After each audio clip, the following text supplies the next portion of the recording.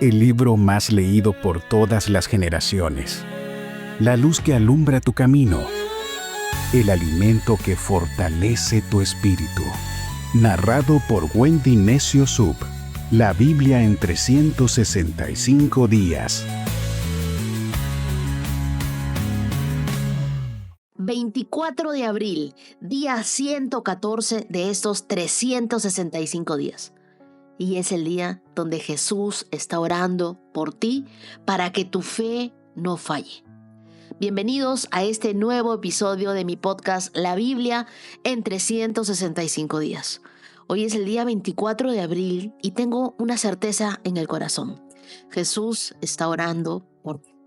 No importa cuán dura haya sido la batalla o cuántas veces hayas sentido que ibas a rendirte, hay una intercesión celestial que te sostiene. El mismo Jesús, el que dio su vida por ti, está orando para que tu fe no falle. Las lecturas de hoy son una mezcla poderosa de revelación, pero también de fortaleza. Vamos a leer Jueces capítulo 2, verso 10, hasta el capítulo 3, verso 31, donde vamos a ver cómo Dios levanta libertadores en medio del olvido. Luego leeremos Lucas capítulo 22, versos del 14 al 32.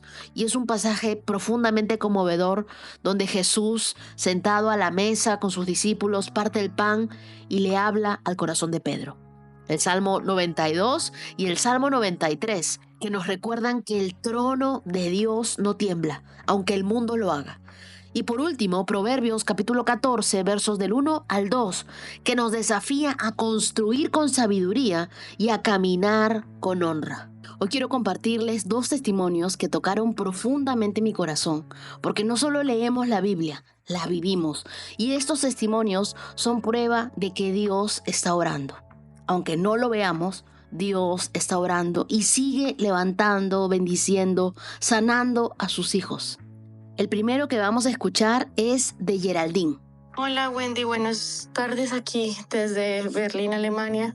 Quería mandarte este audio porque pues desde que estoy escuchando el podcast y mi mamá también desde Colombia, nosotros somos colombianos, pues te he contado un poco la historia de que mi mamá le diagnosticaron cáncer de seno y que hace poco le hicieron la cirugía.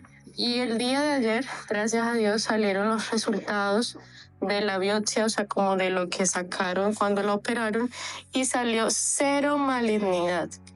De verdad que estamos muy contentos porque mi mamá está sana y porque gracias a Dios y gracias también a ti por escuchar este podcast todos los días. De verdad que estoy súper agradecida y mil gracias, y quería pues como compartirte esta noticia. Un abrazo. Me alegra tanto recibir estos mensajes de sanidad porque veo que Dios está obrando.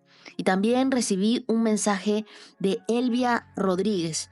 Ella me cuenta que es de Monterrey, Nuevo León, y que ella es cristiana, comenzó a escuchar el podcast diariamente y está muy agradecida porque Dios hizo un milagro en su nietecito que estuvo grave 4 meses con encefalitis, pero ella creyó en la oración, se unió con la familia, amigos, pastores. Su nieto se llama Andrés Arispe. En ese momento tenía 3 años y ahora ya tiene 6. Está en primaria, creciendo, aprendiendo, madurando. Elvia me dice, para Dios no hay nada imposible. Él está vivo para la gloria de Dios. Así que Andrés es un niño milagro y yo sé que Dios también tiene un milagro para ti. Y también no quiero dejar pasar este momento porque estoy muy emocionada. Me escribió Brenda Girón y ella me dice, quería contar mi testimonio. Y es que mi esposo y yo tenemos 12 años casados y durante 8 años estuvimos buscando a nuestro bebé. En el 2022 logramos un embarazo, pero terminó en un aborto espontáneo. Hace unas semanas atrás nos enteramos de que estamos esperando nuestro pequeño milagro, nuestro bebé, el que tanto hemos orado. Precisamente nos enterábamos cuando estabas contando la historia de Elizabeth. Estamos tan felices que lo queremos gritar al mundo entero y queremos que todos sepan que Dios escucha y que cumple. Amigos, no hay que perder la fe. Dios sigue obrando y sigue realizando milagros. Justo alguien me escribió y me puso, Wendy, pero no solamente abril es el mes de los milagros. Y tiene razón, no solamente abril. También va a ser mayo, junio, julio, agosto, septiembre, octubre, noviembre, diciembre. Todos los meses de la mano de Dios son un milagro. Que el día de hoy nos hayamos despertado ya es un milagro de parte de Dios. Así que continuemos creyendo en un Dios de milagros. Ni se imaginan cómo se va a llamar el próximo mes. Ahora sí, acompáñenme en una oración.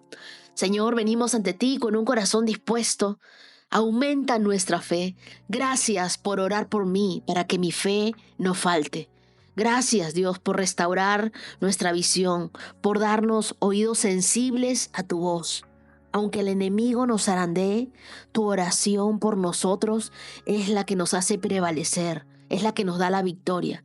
Que cada palabra leída hoy nos edifique, nos nutra, nos transforme día a día para parecernos y acercarnos más a ti. Gracias, Dios, por la obra grande que tú estás haciendo en nuestras vidas, porque sabemos que tú no has terminado con nosotros. Y quiero regalarle hoy un verso a una persona que está pidiéndole a Dios que lo defienda. El Salmo 60, verso 12, dice: con la ayuda de Dios haremos cosas poderosas, pues Él pisoteará a nuestros enemigos. Deja que Dios pelee por ti y tendrás la victoria asegurada. Ellos no tienen la ayuda de Dios que tú tienes. Tú tienes al más poderoso, al Altísimo, al juez justo delante de ti. Él pisoteará todos tus enemigos. No tengas temor. Y ahora sí, abróchate los cinturones porque comenzamos. Jueces, capítulo 2, verso 10. Después de que murieron todos los de esa generación, creció otra que no conocía al Señor ni recordaba las cosas poderosas que Él había hecho por Israel. Los israelitas hicieron lo malo a los ojos del Señor y sirvieron a las imágenes de Baal. Abandonaron al Señor, Dios de sus antepasados, quien los había sacado de Egipto. Siguieron y rindieron culto a otros dioses, los dioses de los pueblos vecinos, y así provocaron el enojo del Señor. Abandonaron al Señor para servir a Baal y a las imágenes de Astoret, lo cual hizo que el Señor ardiera de enojo contra Israel y que los entregara en manos de saqueadores, quienes les robaron sus posesiones. Los vendió a los enemigos que tenían a su alrededor y ya no podían vencerlos. Cada vez que los israelitas salían a la batalla, el Señor peleaba en contra de ellos e hizo que sus enemigos los derrotaran, tal como les había advertido. El pueblo estaba muy angustiado. Entonces el Señor levantó jueces para rescatar a los israelitas de la mano de sus agresores. Sin embargo, Israel no hizo caso a los jueces, sino que se prostituyó rindiendo culto a otros dioses, que pronto se apartaron del camino de sus antepasados, los cuales habían obedecido los mandatos del Señor. Cada vez que el Señor levantaba un juez sobre Israel, Él estaba en ese juez y rescataba al pueblo de sus enemigos durante toda la vida del juez. Pues el Señor tenía compasión de su pueblo que estaba sobrecargado de opresión y sufrimiento. Pero al morir el juez, la gente no solo volvía a sus prácticas corruptas, sino que se comportaba peor que sus antepasados. Seguía a otros dioses, los servía y les rendía culto. Además, se negaba a abandonar sus prácticas malvadas y sus tercos caminos. Por eso, el Señor ardió en enojo contra Israel y dijo: ya sé que este pueblo ha violado mi pacto que hice con sus antepasados y no ha hecho caso a mis mandatos. Ya no expulsaré a las naciones que Josué dejó sin conquistar cuando murió. Lo hice para poner a prueba a Israel, para ver si seguiría o no los caminos del Señor, como lo hicieron sus antepasados. Por esa razón, el Señor dejó esas naciones donde estaban. No las expulsó de inmediato, ni permitió que Josué las conquistara a todas. Jueces, capítulo 3. El Señor dejó a ciertas ciudades en la tierra para poner a prueba a los israelitas que no habían conocido las guerras de Canaán. Lo hizo para enseñar a pelear en la guerra a las generaciones de israelitas que no tenían experiencia en el campo de batalla. Estas son las naciones, los filisteos, que vivían bajo el dominio de los 5 gobernantes filisteos. Todos los cananeos, los sidonios y los heveos, que vivían en las montañas del Líbano, desde el monte Baal Hermón hasta Lebo Hamat. El Señor dejó a estos pueblos con el fin de poner a prueba a los israelitas para ver si obedecían los mandatos que Él les había dado a sus antepasados por medio de Moisés. Así que los israelitas vivieron entre los cananeos, los hititas, los amorreos, los fereceos, los heveos y los jebuseos. Se unieron en matrimonio con ellos. Los hijos de los israelitas se casaron con las hijas de estos pueblos, y las hijas de los israelitas fueron dadas en matrimonio a sus hijos, y los israelitas sirvieron a los dioses de esas naciones. Los israelitas hicieron lo malo a los ojos del Señor, se olvidaron del Señor su Dios y sirvieron a las imágenes de Baal y a los postes dedicados a la diosa Acera. Entonces el Señor ardió en enojo contra Israel y lo entregó en manos de Cusán Risataim, el rey de Aram Naharaim, y los israelitas sirvieron a Cusán Risataim durante 8 años. Pero cuando el pueblo de Israel clamó al Señor por ayuda, el Señor levantó a un libertador para salvarlos, que se llamaba Otoniel, hijo de Cenaz, un hermano menor de Caleb.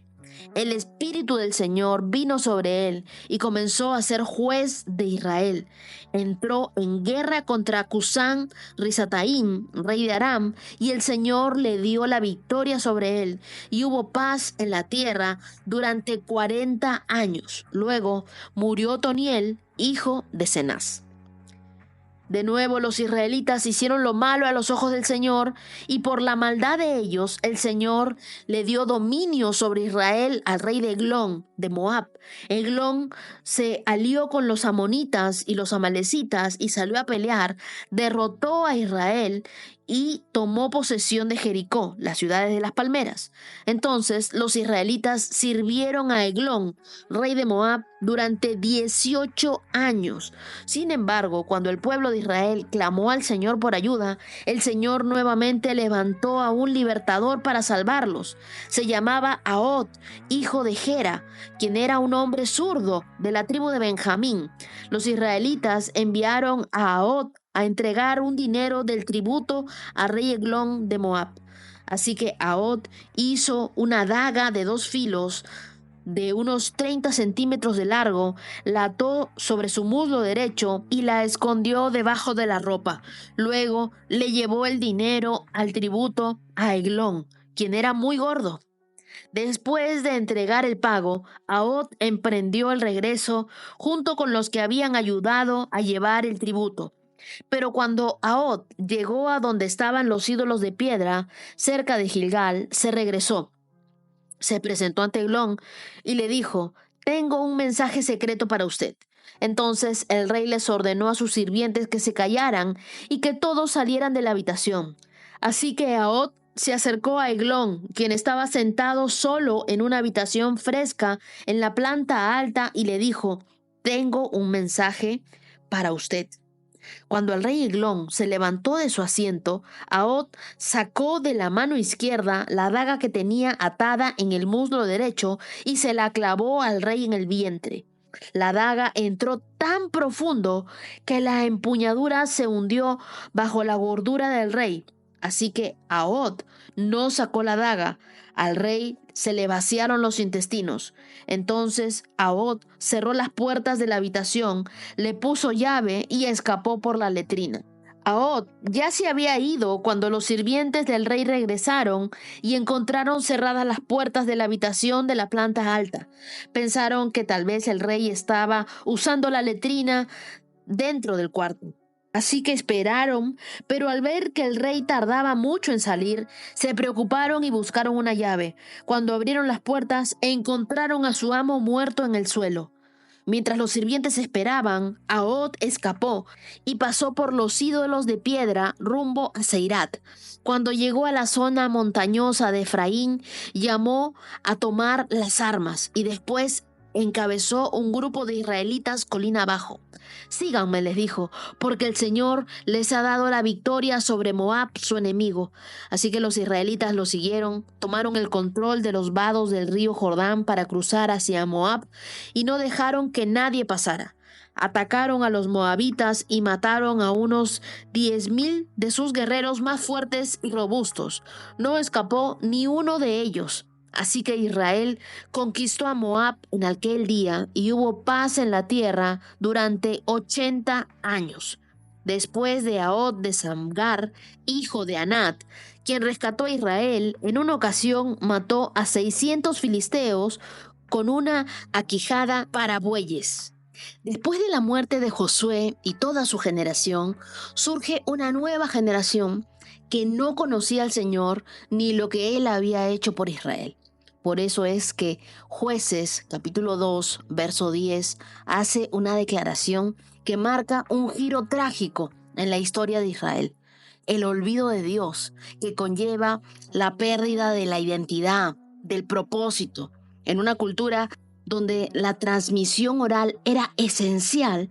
El fracaso en enseñar las obras del Señor a la siguiente generación resultó en idolatría, en caos y en esclavitud. En el verso 12 nos dice que ellos abandonaron, quiere decir que rechazaron deliberadamente. Israel no simplemente olvidó, eligió abandonar. El fracaso de una generación no se mide por sus logros, sino por lo que logra transferir. ¿Qué estamos transfiriendo nosotros a la siguiente generación? Y luego vemos en Jueces, capítulo 2, versos del 11 al 13, nos muestran cómo el pueblo hizo lo que ofendía a Dios y adoró a ídolos de Baal. El problema no fue su idolatría externa, sino el abandono interno. Cuando uno se olvida del Dios verdadero, adopta falsos sustitutos. Y es que cuando no hay un fuego que arda en casa, el mundo te va a enseñar a jugar con las brasas del pecado. Así que si tú no le enseñas a tus hijos a amar a Dios, van a haber personas que le enseñen a olvidarse de Dios. El libro de Jueces muestra una estructura repetitiva: caída, clamor, juez, liberación, caída. Y este ciclo se repite 6 veces en el libro. Jueces, capítulo 2, versos del 18 al 19, se destaca la misericordia de Dios al levantar jueces. Pero después que morían, el pueblo se corrompía aún más. Hay personas que claman a Dios solo cuando todo está quebrado. Pero Dios no quiere ser tu último recurso. Él quiere ser tu primer refugio. Y luego, en Jueces 3, se presentan los primeros 3 jueces: Otoniel, Ahod y Samgar. Cada uno es diferente, pero todos tienen algo en común: fueron levantados por Dios para traer libertad. Ahod, el zurdo. Samgar usa una aquijada, una vara de bueyes. Y Otoniel es del linaje de Caleb, lo que nos recuerda que Dios no llama a los capacitados. Él capacita a los llamados, pero también llama a los que nadie más ve. Hace unos días estaba mirando la serie La Casa de David en Amazon Prime y me daba con la sorpresa de que antes era así. Escogían a los más fuertes, supuestamente los más aguerridos. Esos eran los que tenían la capacidad para gobernar.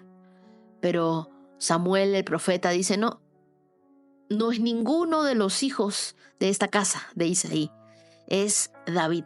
Tráigame a tu último hijo.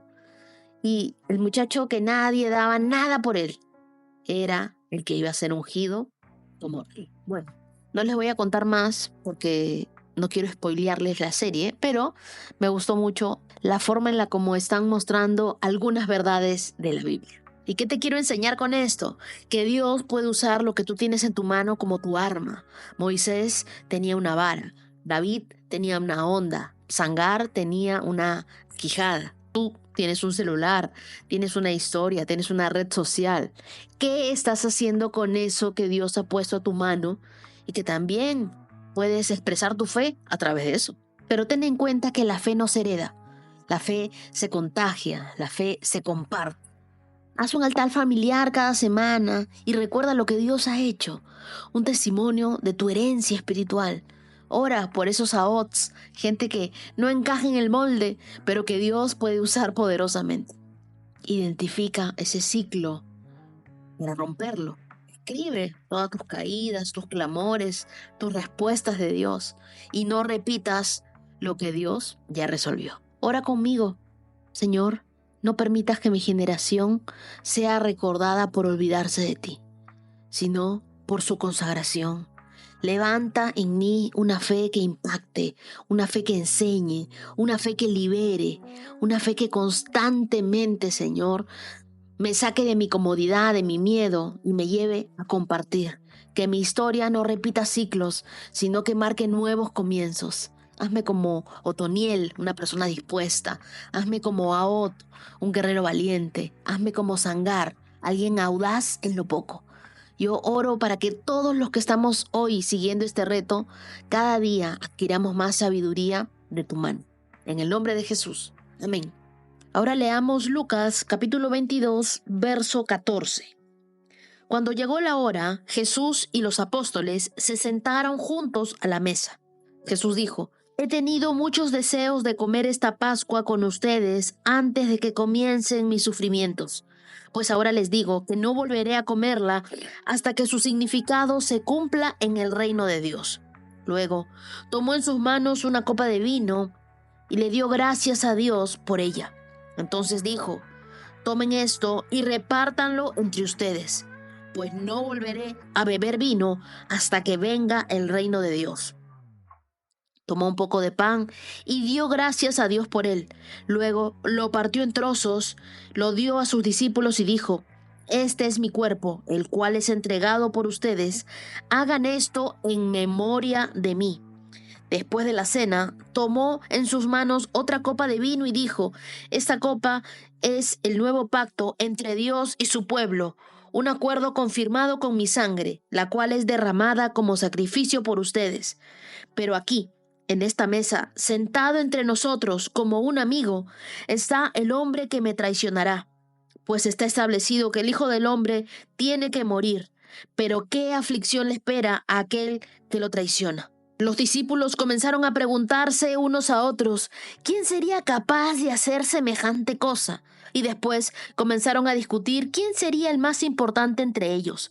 Jesús les dijo: En este mundo, los reyes y los grandes hombres tratan a su pueblo con prepotencia. Sin embargo, son llamados amigos del pueblo.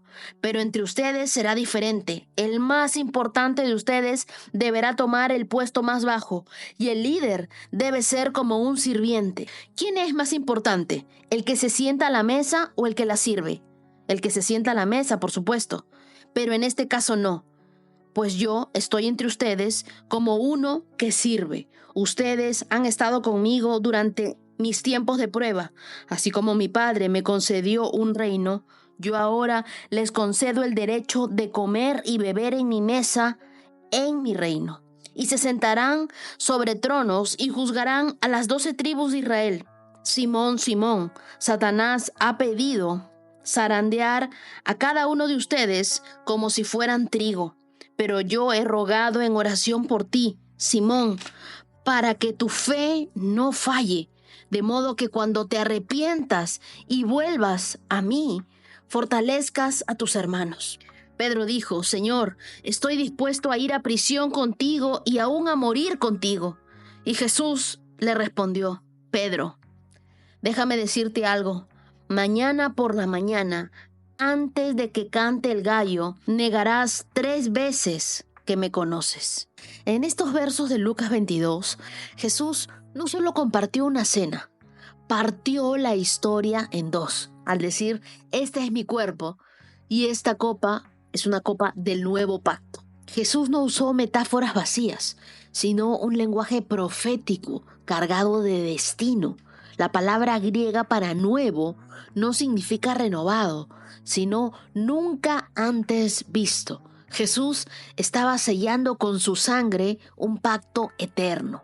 Es en este momento donde los discípulos revivían la Pascua, la liberación de Egipto, pero Jesús les anunciaba una libertad aún más grande, la del pecado. La cruz no fue un accidente, fue un acuerdo, no fue un error, fue un plan de Dios. Así como un testamento entra en vigencia con la muerte del testador, este pacto comenzaba con la entrega de Jesús. Cada vez que nosotros recordamos la cena del Señor, no celebramos una tragedia, sino una transacción de amor, de perdón y de acceso al Padre. Ahora, en Semana Santa, aproveché y fui al cine a ver los primeros 2 capítulos de la temporada 5 de The Chosen. Y justo era este momento en el que ellos están sentados en la mesa del Señor. Y hay un contraste ahí interesante, ¿no?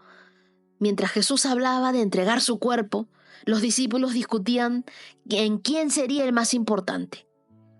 Y aquí, con ternura pero firme, Jesús les dice, el más importante debe tomar el puesto más bajo y servir a los demás. Noten esto, Jesús no los regañó por aspirar grandeza, sino que redirigió su idea de grandeza. La grandeza viene del servicio. El liderazgo verdadero no es un trono, es una toalla. Jesús, nuestro maestro, modeló con su vida que quien más ama, más sirve. Hoy también hay mesas donde se discuten posiciones, pero pocos se levantan a lavar los pies. Pero tengo esa imagen en mi mente de Jesús arrodillado frente a cada discípulo, lavándole los pies. Si vas a servir, sirve, pero sirve sin esperar aplausos. La recompensa no viene de aquí, viene del cielo. Y luego, en los últimos versos, del 31 al 34, Jesús le dice una de las palabras a Simón Pedro que siempre tocan mi corazón.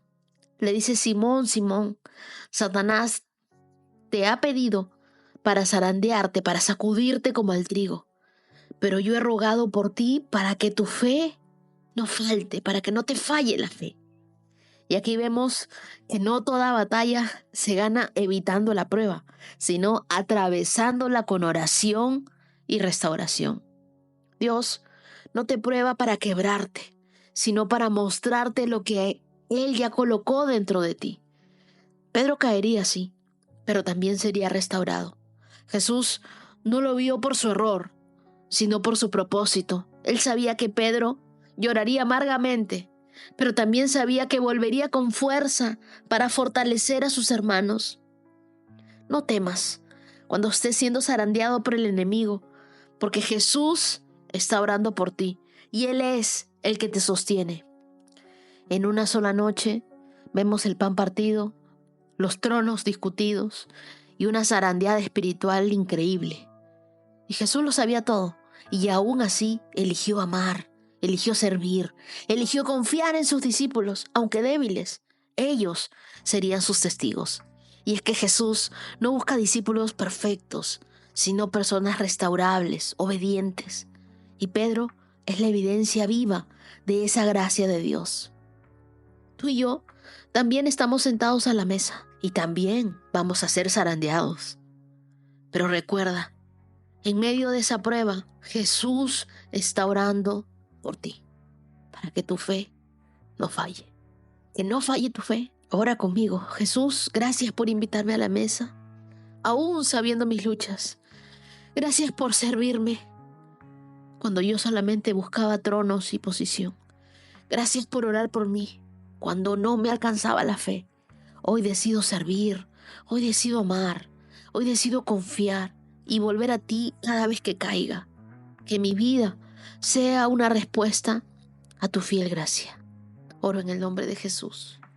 Amén. Salmo 92, verso 1. Es bueno dar gracias al Señor, cantar alabanzas al Altísimo. Es bueno proclamar por la mañana tu amor inagotable y por la noche tu fidelidad, al son de un instrumento de 10 cuerdas, un arpa y la melodía de la lira. Todo lo que has hecho por mí, Señor, me emociona. Canto de alegría por todo lo que has hecho. Oh Señor, qué grandes son tus obras y qué profundos son tus pensamientos. Solo un simplón no sabría y solamente un necio no entendería que aunque los malvados broten como maleza y los malhechores florezcan, serán destruidos para siempre. Tú, oh Señor, para siempre serás exaltado. Tus enemigos, Señor, sin duda perecerán, y todos los malhechores quedarán esparcidos. Pero tú me has hecho fuerte como un buey salvaje. Me has ungido con el mejor aceite. Mis ojos vieron la caída de mis enemigos. Mis oídos escucharon la derrota de mis perversos oponentes. Los justos florecerán como palmeras y serán fuertes como los cedros del Líbano, trasplantados a la casa del Señor. Florecen en los atrios de nuestro Dios. Incluso en la vejez aún producirán fruto. Seguirán verdes y llenos de vitalidad. Declararán: el Señor es justo, es mi roca. No existe maldad en él. Salmo 93. El Señor es rey, se viste de majestad. Ciertamente el Señor se viste de majestad y está armado con fuerza. El mundo permanece firme y no puede ser sacudido. Tu trono, oh Señor, permanece desde tiempos inmemoriales. Tú mismo existes desde el pasado eterno. Las aguas crecieron, oh Señor, los diluvios han rugido como truenos, las inundaciones elevaron sus impetuosas olas. Pero más poderoso que el trueno de los mares enfurecidos, más potente que las rompientes olas en la orilla, el Señor, quien está en lo alto, es más poderoso que estos. Tus leyes soberanas no pueden ser modificadas. Tu reino, oh Señor, es santo por siempre y para siempre. El Salmo 92 comienza proclamando el amor inagotable por la mañana y la fidelidad de Dios por la noche. Versos 1 y 2. Y David nos enseña que la adoración no es una respuesta emocional, sino una convicción espiritual. No se trata de sentir ganas de alabar, sino de reconocer que Dios merece ser alabado en todo momento. La alabanza en la mañana habla de comenzar el día con gratitud y la adoración nocturna refleja una confianza aún después de enfrentar luchas. Lo cierto es que no podemos elegir nuestras circunstancias, pero sí puedes elegir una actitud de adoración. Adorar en medio de la adversidad es un acto de guerra espiritual. Lo común, lo normal es quejarte, pero lo diferente, lo espiritual, es adorar a Dios en medio de tu circunstancia. Algunos toman café para iniciar el día con energía. La adoración es ese café del alma. Despierta tu fe, renueva tu gozo, fortalece tu perspectiva. A mí me gusta hacer un buen café pasado, uno que es gota a gota. Yo voy viendo desde la preparación. Así también debe ser nuestra oración.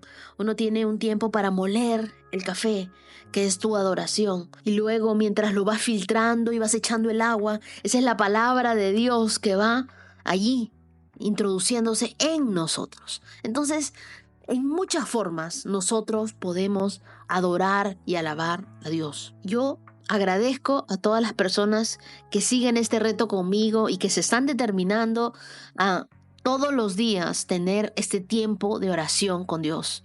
Y lo tienen algunos en la mañana, otros en la tarde.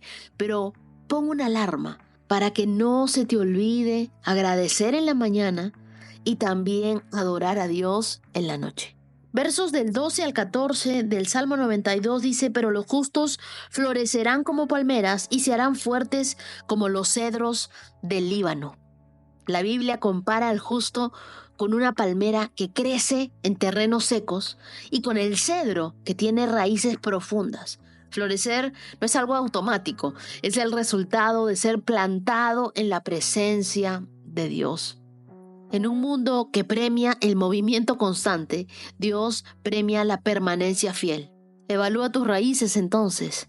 ¿Estás plantado en la palabra de Dios, en la oración, o solo visitas eventualmente la presencia de Dios? Si es así, no esperes frutos permanentes. Y luego, en el Salmo 93, en el verso 1, me trajo mucha paz el leer que el mundo permanece firme y no puede ser sacudido. El trono no tiembla aunque el mundo lo haga. Cuando todo a nuestro alrededor parece sacudirse, Él permanece. Su trono no es simbólico, es real, y su reinado no tiene interrupciones. Dios no pierde el control, incluso cuando tú sientes que lo perdiste todo. Así como las bases de un edificio no se ven, pero sostienen todo, así el trono de Dios sostiene el universo, aunque el caos lo quiera opacar. Cuando tú sientas ansiedad por el futuro, declara con voz firme: Dios reina. Él sostiene mi vida. Su trono está firme. Yo estoy en sus manos. Mi familia está en sus manos. Dios continúa teniendo el control de todo.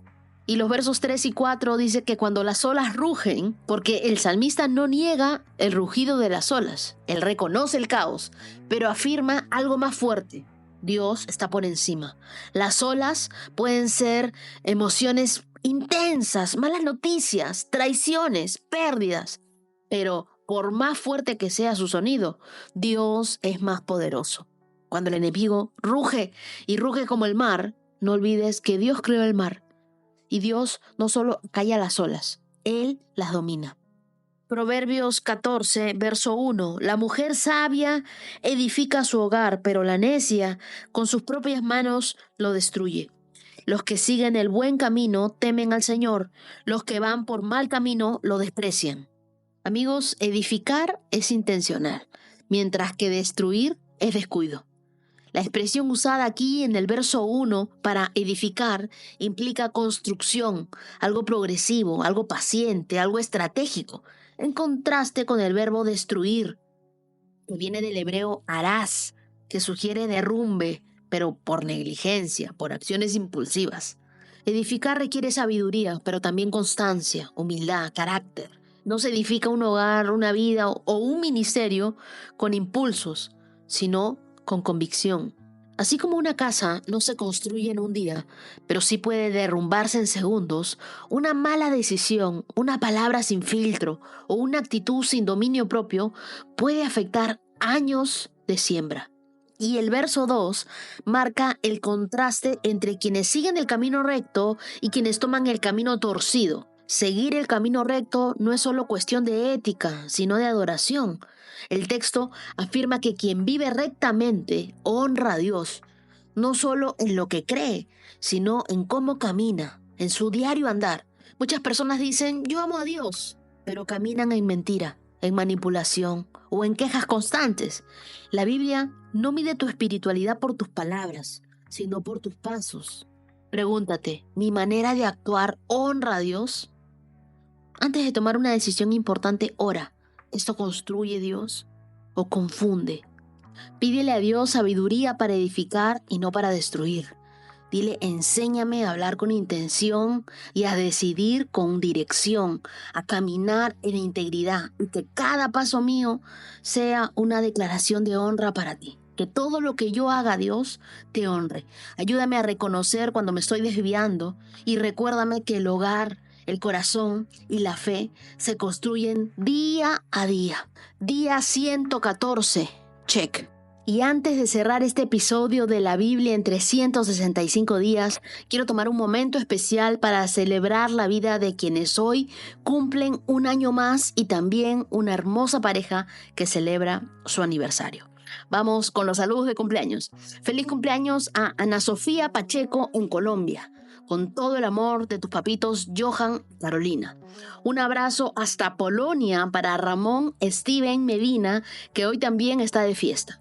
Desde San Luis Potosí celebramos a Montserrat Herrera y en Knoxville, Tennessee, feliz cumpleaños a Guillermo Hernández. Feliz vida a Valentina Pinilla en Colombia y también desde Bogotá saludamos a Ingrid Jacqueline Serrano. En Aguascalientes, México, a Claudia Meléndez Godínez, que hoy celebra 59 años. Y en el Atlántico colombiano celebramos a Alan David Zambrano. En Culiacán, Sinaloa, a Carla Chávez. Feliz cumpleaños.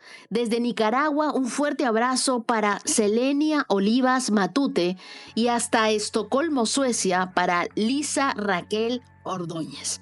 Un cumpleaños muy especial para Diego Polanco, que cumple 11 años, y su mamá Neferti Tejada, madre e hijo dominicanos que nos escuchan desde New Hampshire. Y desde Brasil saludamos a Jimena Karen Yana Quintanilla, una paseñita de Bolivia que hoy también celebra. Finalmente, en Cúcuta, Colombia, abrazamos a Julie Maciel, que cumple un año más de vida. Y no puedo irme sin felicitar a Gladys Navarro y José Rivas, que celebran 24 años de matrimonio. Qué regalo del cielo es el amor que permanece. Que tengan un feliz aniversario y que Dios siga bendiciendo su amor. A todos ustedes, querida comunidad, que Dios los bendiga, que su amor los abrace y que continuemos firmes en este reto que ya hemos decidido, que la fe viene por el oír y el oír por la palabra de Dios. Jesús está orando para que nuestra fe no falte, pero nosotros también estamos llenándonos cada día de la palabra de Dios para que nuestra fe aumente. Nos vemos mañana. Bendiciones.